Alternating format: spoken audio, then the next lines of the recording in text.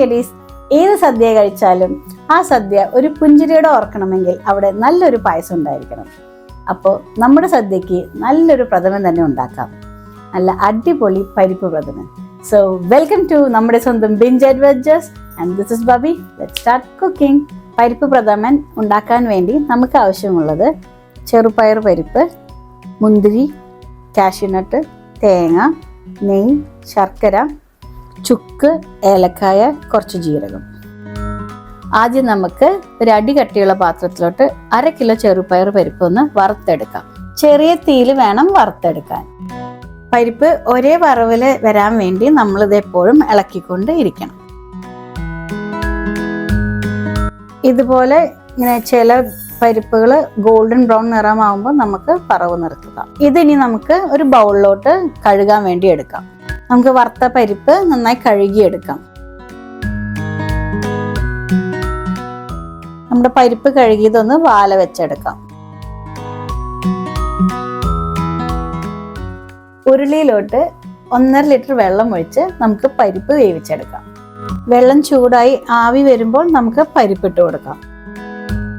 ഇതുപോലെ ഇടയ്ക്ക് ഒന്ന് ഇളക്കി കൊടുത്ത് നമുക്ക് പരിപ്പ് വേവിച്ചെടുക്കാം. പരിപ്പ് വേവുന്ന സമയം കൊണ്ട് നമുക്ക് ശർക്കര ഒന്ന് അലിയിച്ചെടുക്കാം. ശർക്കര പാനിയാക്കാൻ വേണ്ടി ഞാനിവിടെ 1/2 ലിറ്റർ വെള്ളമാണ് ഉപയോഗിച്ചിരിക്കുന്നത്. ഞാനിവിടെ 900 ഗ്രാം ശർക്കരയാണ് എടുത്തിരിക്കുന്നത്. നിങ്ങൾക്ക് മധുരം കൂടുതൽ ആവശ്യമുണ്ടെങ്കിൽ 1 കിലോ വരെ എടുക്കാം. ശർക്കര അലിയുന്ന സമയം കൊണ്ട് നമുക്ക് പായസത്തിന് വേണ്ട തേങ്ങാപ്പാൽ പിഴിഞ്ഞെടുക്കാം. തേങ്ങാപ്പാൽ 2ആയാണ് എടുക്കുന്നത്, 1-ാം പാലും 2-ാം പാലും. നമ്മളിവിടെ 4 തേങ്ങ ചിരകിയത് കൊണ്ട് 1-ാം പാല് 1 ലിറ്ററും 2-ാം പാല് 1.25 ലിറ്ററുമാണ് ഞാൻ എടുത്തിരിക്കുന്നത്.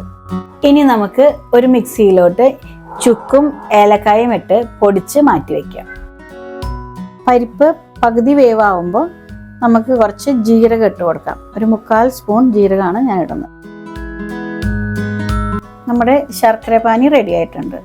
പരിപ്പ് ഇതുപോലെ വേവാകുമ്പോൾ ശർക്കര പാനി നമുക്ക് ഒരു അരിപ്പ വെച്ച് ഒഴിച്ചു കൊടുക്കാം.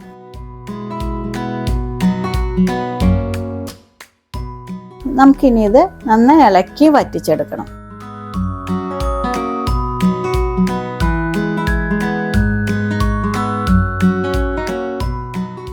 നമുക്ക് ഈ ഒരു തിക്നെസ് ആയി കഴിഞ്ഞാൽ 2-ാം പാല് കുറച്ചായി ഒഴിച്ചു കൊടുത്ത് ഒന്നും കൂടി വറ്റിച്ചെടുക്കാം.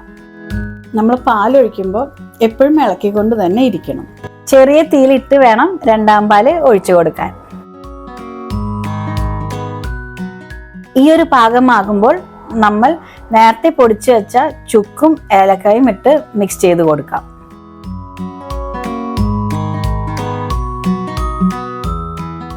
ഇതുപോലെ കുറുകി കഴിയുമ്പോൾ നമുക്ക് 1-ാം പാലും കുറച്ചായി ഒഴിച്ചു കൊടുക്കാം.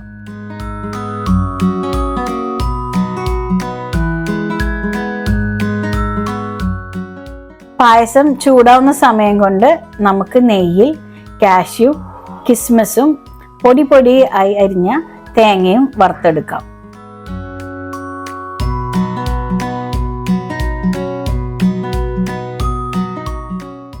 നമ്മുടെ പായസം ചൂടായിട്ടുണ്ട്. അതിലോട്ട് 2 ടേബിൾ സ്പൂൺ നെയ്യ് ഒഴിച്ച് കൊടുക്കാം. ഈ പായസത്തിലോട്ട് നമ്മൾ വറുത്ത് വെച്ച കാഷ്യൂനട്ടും മുന്തിരിയും കുറച്ച് തേങ്ങാക്കൊത്തും ഇട്ട് മിക്സ് ചെയ്ത് കൊടുത്താൽ നമുക്ക് സെർവ് ചെയ്യാൻ എടുക്കാം.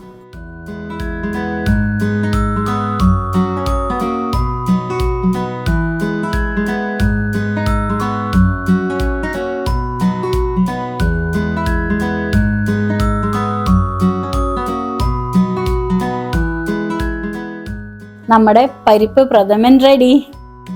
കാളനും ഓലനും ഇഞ്ചിയും പുളിയും തുടങ്ങിയ ഓണക്കറികളെല്ലാം കൂട്ടി നല്ലൊരു സദ്യയും കഴിച്ച് വയറ് നിറയെ പരിപ്പ് പ്രഥമനും കുടിച്ച് എല്ലാവരുടെയും ഈ വർഷത്തെ ഓണം ഒരു അടിപൊളി ആഘോഷമായി മാറട്ടെ. So happy Onam from ബിഞ്ച് adventures.